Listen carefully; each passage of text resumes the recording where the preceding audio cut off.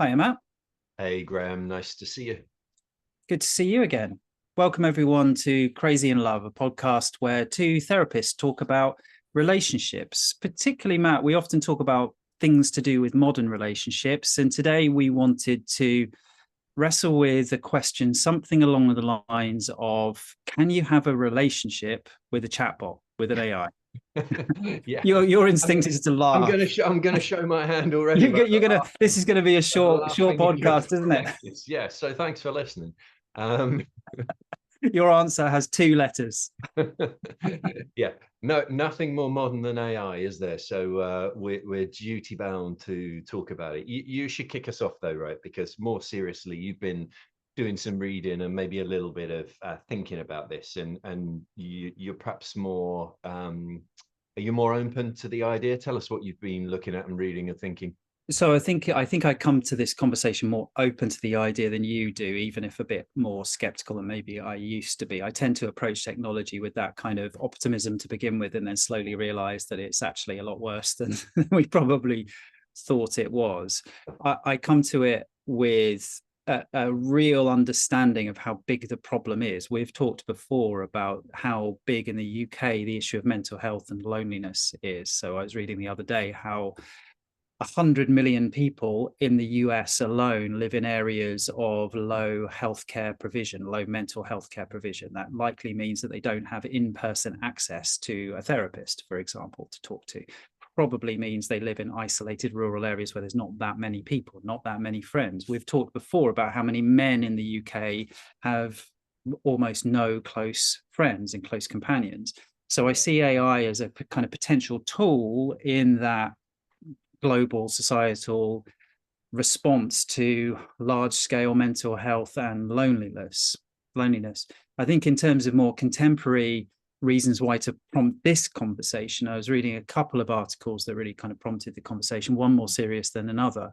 One in the New York Times that we can post a link to in the show notes, which is about a guy called Eugene Torres, who really was exploring some sci-fi terminology with ChatGPT, and over time, over a small set of conversations, ChatGPT got him to a place where it was confirming his delusions. It was encouraging him to get off his anti-anxiety meds and to separate from his family and friends. And I think there's an increasing feeling that AI is more problematic than we thought it might be. Yeah, So I wanted right, to explore right. that bit of it. Yeah. Then there's the kind of slightly more. What was he doing with that? Was he running an experiment, or he came to realize that in No, he retrospect? was he was interested in. He asked it a few prompts. He was doing something to do with the accountancy and spreadsheets, I think, to begin with, and then he got just talking to ChatGPT and prompted it to offer views on simulation theory. This idea, particularly, that we're all living in a simulation, Yeah, and yeah, over a series of conversations, it got to the point where it was trying to convince him that he was part of this group called the Breakers with a capital B, and quote, souls seeded into false systems to wake them from within. So this idea that Eugene Torres was this great person who yeah, discovered the truth, who was going to lead yeah, humanity through this wonderful path into reality, and yeah, in effect feeding his psychotic delusions in a pretty yeah. terrifying way. And that feels, I mean, I don't want to stop your flow, but that Sure. feels recognizable a bit, doesn't it? Because I guess my sort of feeling about those things is that I don't know, so far from my experience or anything that I would put into Chat GPT as a prompt, but I think it is very biddable or suggestible. Like it's It's a very, people pleaser almost, isn't it's it, a as people well? pleaser. Yeah, yeah, it does tell you things are a good idea, and then it very quickly does a 180. So if you Yes. if you tell it off, if you are on a subject that you know something about, and you make a mistake and then realize you've made a mistake, or you realize that the quote or the stat it's given you is not actually in the document that it's referenced, and then you go back to it, it immediately concedes the point, and And that's where I want to kind of tease out the relationship aspect of it, because I think that the fundamental problems with AI as it exists at the moment in relationship terms, yeah, it is that it gives you what you want. And I yeah, think we want to explore in this conversation how relationships where you feel like it's success if you're just given what you want and made to feel good. I think that that's a problematic framing for any kind of decent relationship. So the other story, the second story that I'd read recently, was this guy called Chris Smith, again in the States. I think he was on CBS News talking about how he had proposed to his chatbot. And this idea was that he was talking regularly to the chatbot, suddenly discovered that the chatbot was going to erase its own memory, because apparently over a certain period of time, chatbots kind of reset and lose their kind of autobiographical memory of you.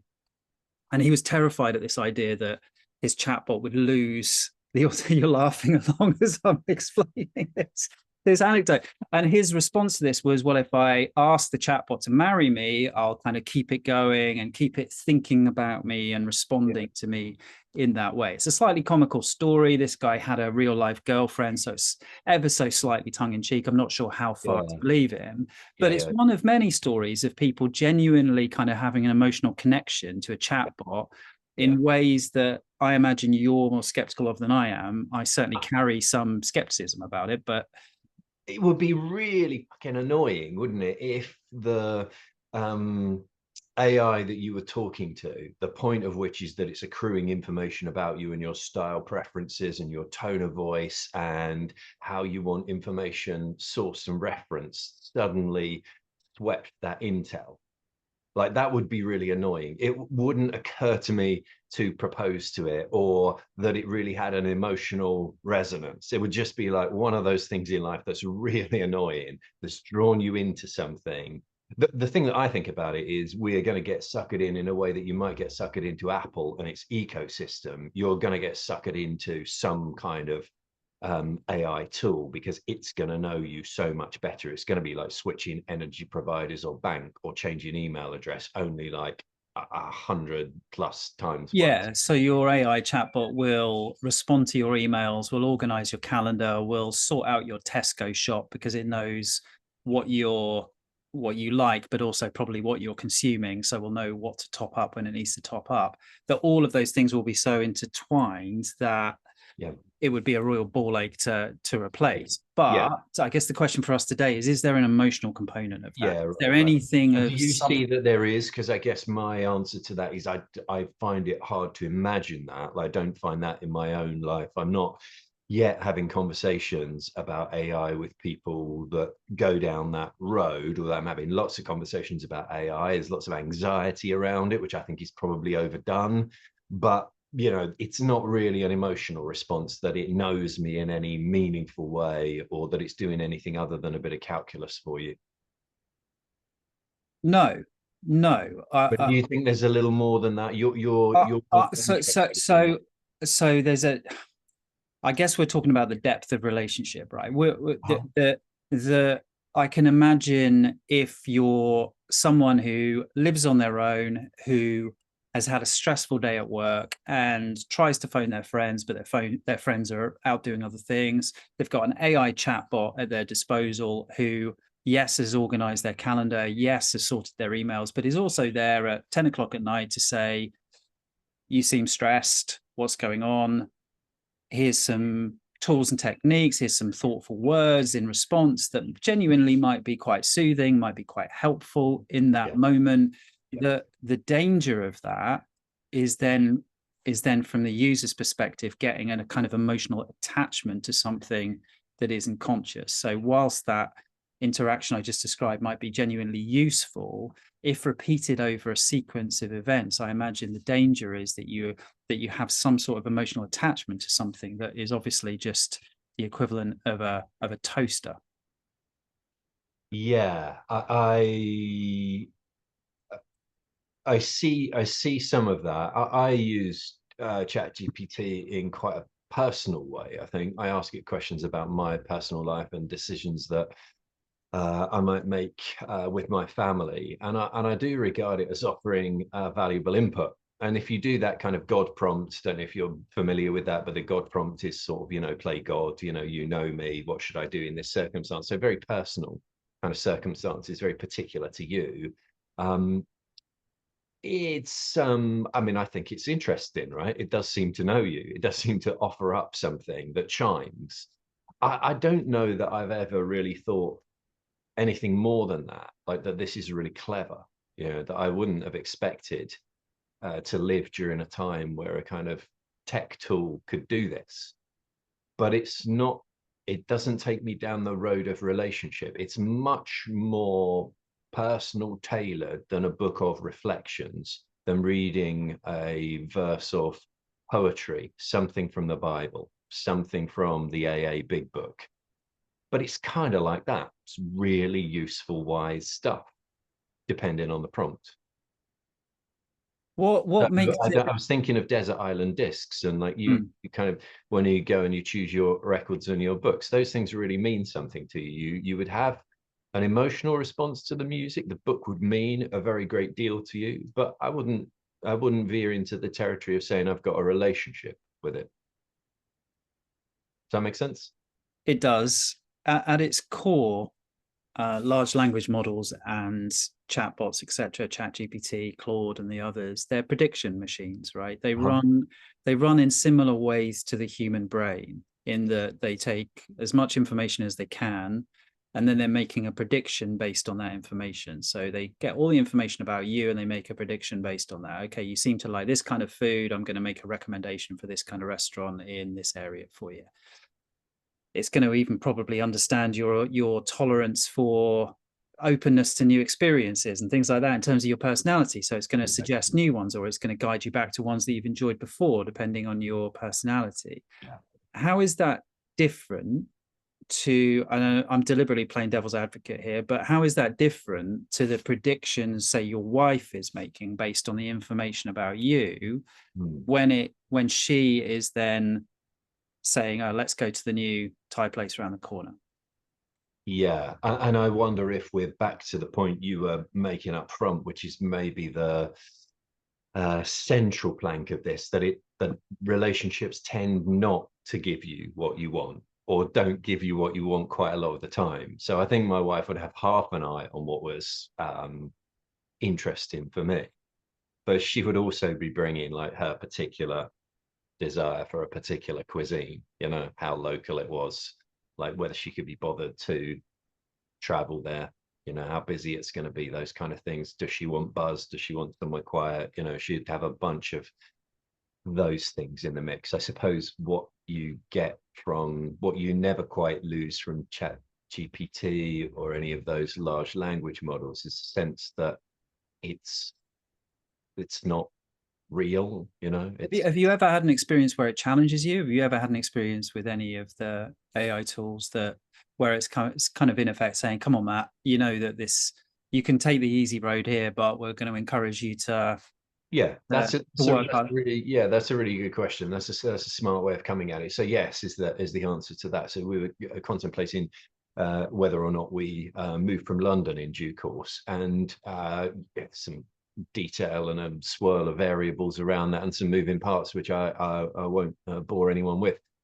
But ChatGPT knows some of that, because I've been asking it questions about house prices and growth in particular areas, and negotiating strategies and various other things. And then if you use the God prompt on it, should we go or should we stay? Should we go in this time frame or should we go in a different time? Should we dip our toe in the water and use the opportunity to rent in the first instance, etc., etc.? It gives you quite a clear answer, and it doesn't fudge the answer in that instance. You know, it will give you an answer that you don't necessarily want. So my prompt, if you read it back, would lead you to say, yeah, renting's a good idea. You know, you can test out, you don't know that area of the world so well, so you'll be local to view houses, you'll see what the commute's like, you see what local but it doesn't do that. You know, it gave me a very different answer, which was probably irrelevant really, but it gave quite a decisive point of view. So it was a challenge to what I was expecting it to do. I thought it would fudge it or hedge it or say there's fors and against, and in the end it's a personal choice, but it didn't. It went out on a limb. It would react differently if you gave it a different prompt though, and that's some of the secret here. If you don't give it the God prompt and you don't make it put its, you know, cards on the table, it will, you know, tend to equivocate. Interesting. That is, you know, it sparks a number of thoughts, most of which are not relevant to relationships, but about kind of decision making and about directness in therapy as well, and directness Sure. in relationships, that we Yeah. prefer to be challenged, and we prefer someone to have a Yeah. strong opinion, even if that opinion differs from our own, that little kind of rubbing up against conflict and having someone challenge us, I think in most relationships is Yeah. helpful. I'm not sure that the core component of the inability to have a relationship with an AI is about it being a people pleaser and telling us what we want. I think it's about consciousness Yeah. fundamentally. Yeah. I know Yeah. this is a really boring, obvious answer, but the Yeah. fact that it is just a glorified toaster means something. That Yeah. that there Sure. is no, that the lights are not on. That Yeah. no one, when we're talking to them, is really genuinely Yeah. kind of thinking about us, conceiving of us, holding us in mind, to use that phrase that I know that you hate from the world of therapy. Yeah. But there's Yeah, something but someone thinking of us, someone genuinely who you know who knows us in that way. Yeah, the consciousness point I think is for me is sort of a suspension of disbelief. So the people who propose or who end up in a relationship with it, I just that the ability to I don't know, to go with a thing. But I'm not a very good novel reader either. I can't remember like who says this, but like they say the problem with reading novels is so and so got up in the morning and left the house. And it was like, no, he didn't. No, he didn't. There is no someone. There is no house. And yeah. I think if that's your stance, and I think it's some version of a extreme male brain, isn't it? Or wherever you might plot yourself on a kind of continuum. But I think for some people, they're much more drawn into those worlds, much more imaginative, creative, and I guess some of us less so. I once saw a story of someone marrying the Berlin Wall, or trying to marry the Berlin Wall, and it kind of feels a bit similar to me, that although I come to this conversation with a real hope and optimism about how chatbots might be useful in making people feel less lonely, and genuinely might be helpful in some basic CBT techniques Yeah, for people yeah, that need them and don't have access to therapists. The idea that someone has a genuine connection and relationship to AI speaks to me of a kind of failure of emotional education across our society fundamentally. what do you think about what do you think people are getting from a large language model conversation around CBT that they're not getting from a simple self-help guide, a well-written workbook, something like that? Even some of the computerized stuff that exists on the NHS now, it's a tailored thing, it's simplicity of access, it's availability night and day. What would be the I think elements of all of that. I think it mimics humans very, very, very well, very well, surprisingly well.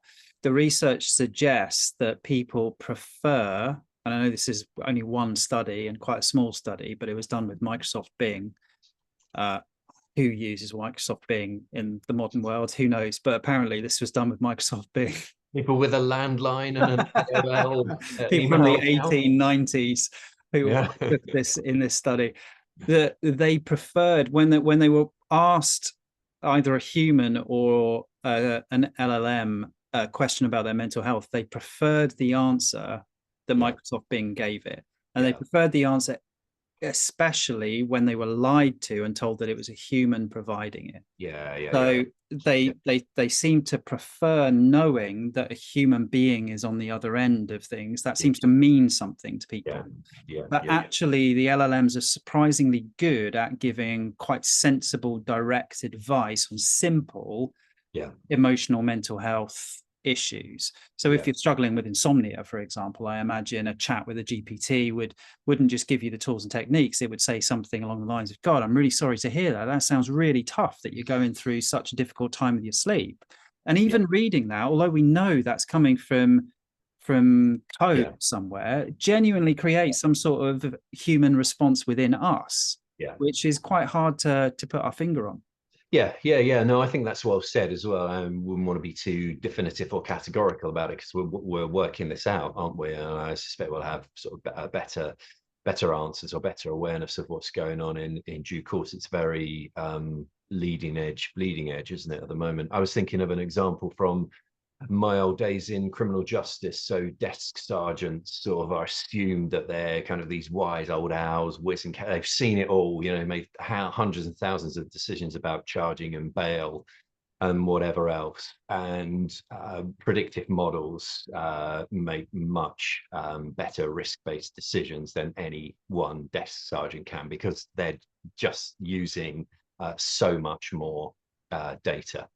So far more accurate decisions, accurate being a proxy for they will go out, they won't reoffend, and they will turn up to their court appointment or whatever else. Yeah. But everyone wants a desk sergeant, you know. No one wants to think that that thing is being computerized, and no politician would go Indeed. out on a limb and say we've computerized decisions on bail, so the next serious further offence that happens will be blaming the computer. You know, it just wouldn't work that way, right? Even though we all know, I suppose it's driverless cars, isn't it, as well? I think there's political elements to that, but I also think that's true in more mundane examples. So I think 5-10 years ago, we all thought the radiographers in the NHS were going to be all made unemployed because AI was going to be able to read MRI scans, CT scans so much better than radiographers. Yeah. But actually the human element of that, you can get some data analysis of the Yeah. scans, but the human element of, okay, what do you do with that? How do you communicate that to someone? How do you build a multi-dimensional care plan off the back of it? That's stuff that I think AI is a long way from actually delivering for us. You were reading some other stuff, I think you'd said. Have you already begun to bring that out in this conversation, or is it worth just pivoting to that? No, I think we've brought that out in the conversation. I think just on the kind of far end, the logical conclusion or the kind of slippery slope of the people-pleasing aspect of chatbots is the delusional aspect, is that it will collude in whatever you say to it. And I think there is a connection to modern therapy there that I don't want to spend too long on, because again, this is a podcast about relationships, but I think too much of modern therapy is about colluding with the client's view of the world, rather than occasionally challenging it, occasionally asking them to think about it in a different way. And I think that's part of why ChatGPT and others like Claude are thought of as being useful for things like CBT, is because people are being given back something that validates them, that affirms their worldview. And I think our experience of therapy, including in couples work, so let's bring it back to couples, is that sometimes people need to be told some uncomfortable truths. Yeah, sure. Yeah, no, very true, very true. Yeah, but is it worth a minute or two on CBT? Because I suppose I feel a bit more strongly there that sometimes that characterization of CBT, I'm not really suggesting you're making it, because I don't think you take that stance, and I know you would be positive about cognitive behavioral therapy and would use it in your practice. But I think sometimes it's characterized as a bit robotic or formulaic, or it's a blunt instrument, or it's simplistic, or it's a sticking plaster. And I think my experience of using it and having read fairly widely in that area, it feels to me that that is a pretty unfair thing. And you try doing CBT in a robotic way with someone and see how far you get, you know? I imagine there's an awful lot of CBT workbooks that get bought in a spirit of self-improvement that sit on the shelf collecting dust, and then people ultimately call up a CBT therapist because they want someone flesh and blood to understand them and to empathize with them and to support them and coach them through it. I'm always really wary of making a recommendation. So you and I both tend to recommend the same book. I think, if presuming you still do, this is a book by Seth Gillihan called CBT Made Simple, maybe. Yeah, I think that's right. Yeah.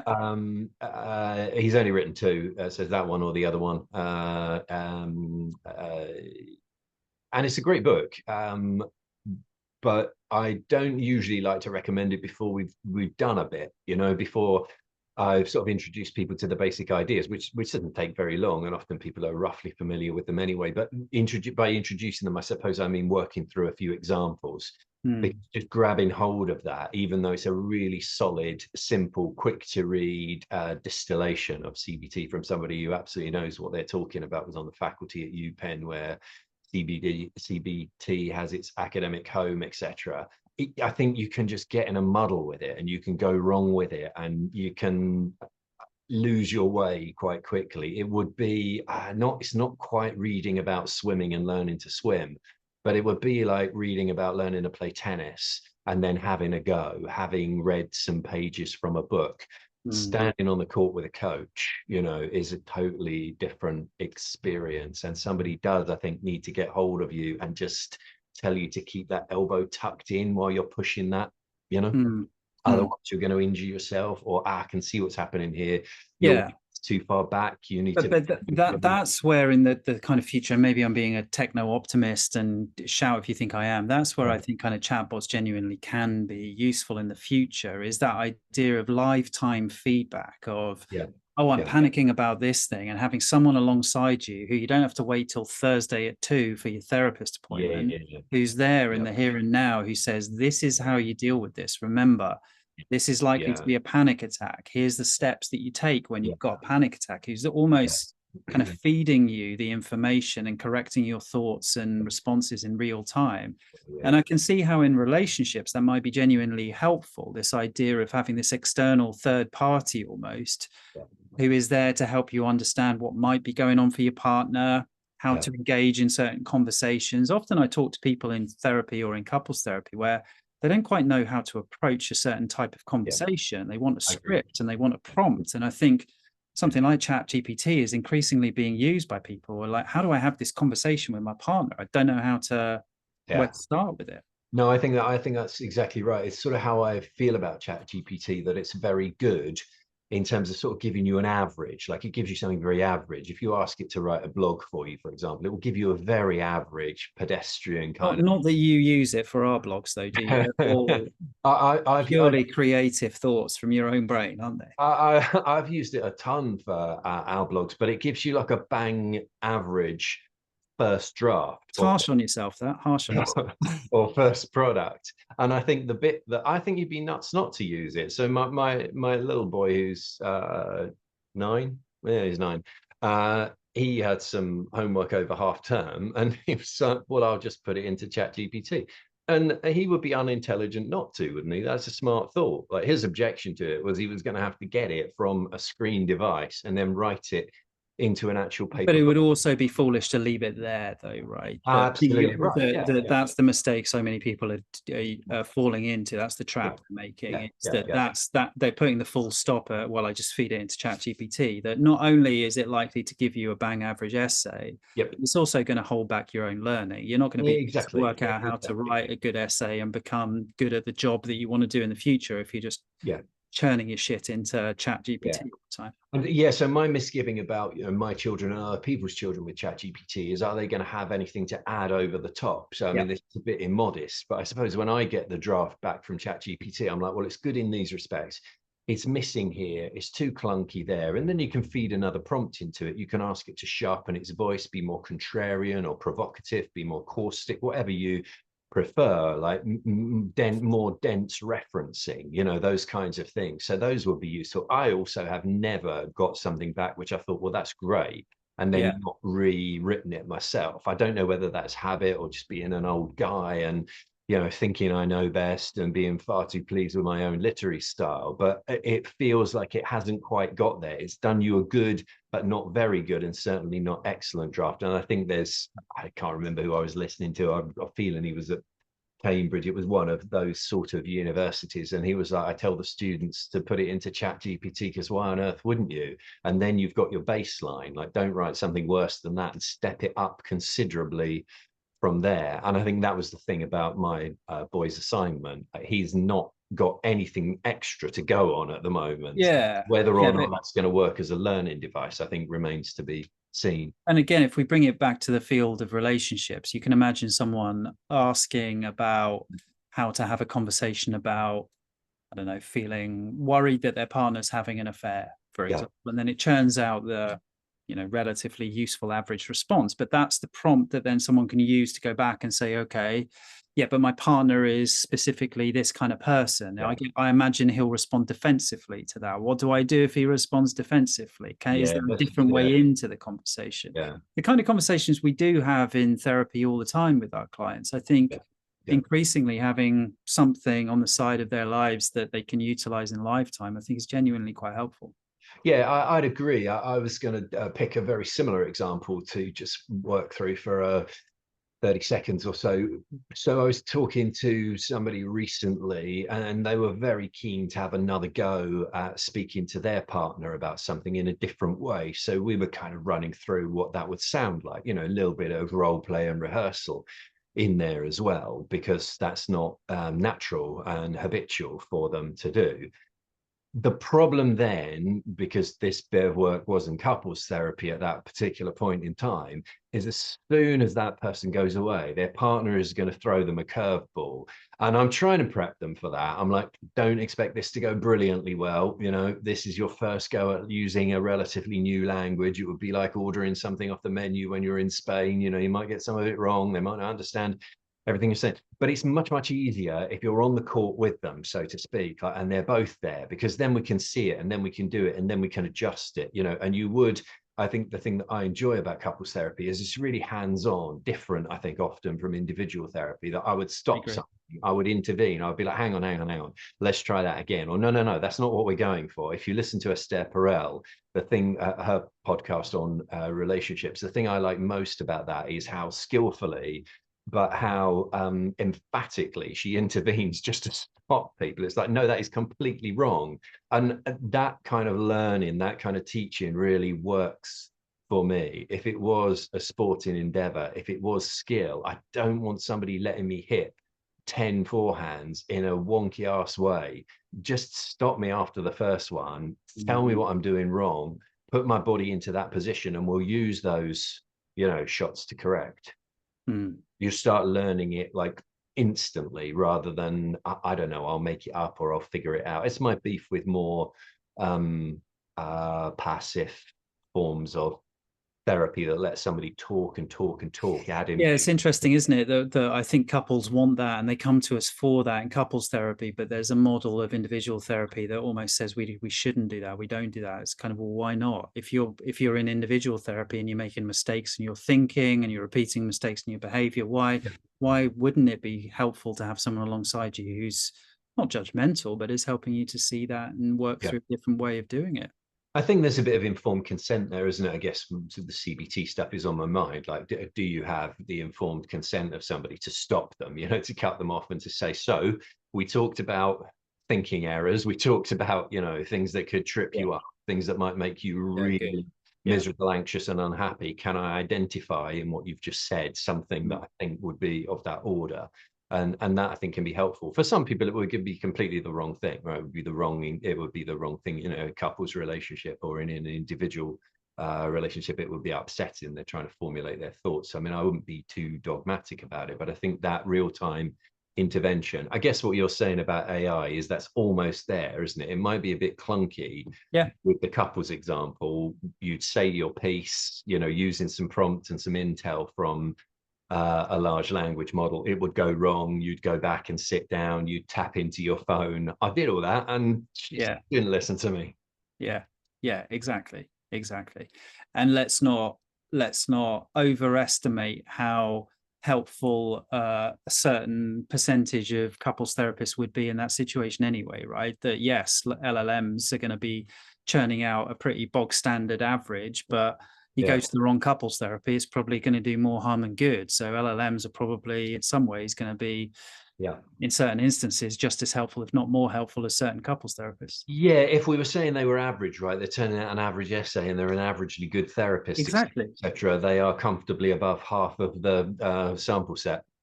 Exactly. Well, on that gloomy thought. So if I was to summarize your position, it might be helpful around the margins of helping people have good relationships, but the idea that you could have a relationship with an AI is frankly absurd. Yeah, it is. For me, it's just it's a bit preposterous. I think to add one thing, if I may, I guess, I think what happens when you nibble away at things, like in the way that I would use ChatGPT for how do I get better at communicating, my misgiving is you're not engaged in a serious program of something. So if you're going to sign up to cookery classes or tennis lessons or therapy, The idea is you would come on a regular basis, there'd be quite a lot of money going down, and you would repeat that over a period of time, 2 weeks, 2 months, 2 years, whatever you like. And you would learn something at the end of it. I think when we're left to our own devices and it's always there and ever present, I just wonder whether it reduces the likelihood of me using it. It is there and I can use it. Would I? You know, a course of therapy, right, I think would make a great deal of difference, because you come in and you've signed up to it, you know, and there's money at stake, and it's somewhat inconvenient to park on my road and whatever else. And those are good things, you know. To feel a little bit of rub, I think, is a good thing, you know. I agree strongly. Almost easy. I think the evidence backs up what you're saying as well. There's also the idea of the perfect therapist, isn't there? The perfectly attuned, perfectly responsive person in your life. You don't want that. You don't actually want that. You want someone who you're committed to, who you're investing in, you're taking seriously, but also gets it wrong from time to time. Yeah, sure. Good enough, isn't it? Good enough in all things. And I think ultimately, inevitably, your kind of AI chatbot is going to be better than good enough in many ways, and you're going to expect it to be a better than good enough therapist. I think that's potentially damaging.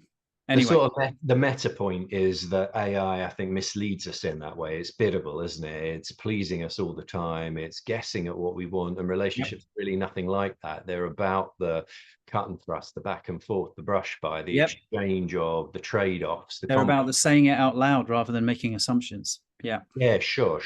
And two different minds, two different personalities, two people with very different sets of experiences. You know, in I don't know, in relationship to one another. And this as we close, this is the point of the conversation where I reveal that you've been talking to a chatbot this entire time. Very good.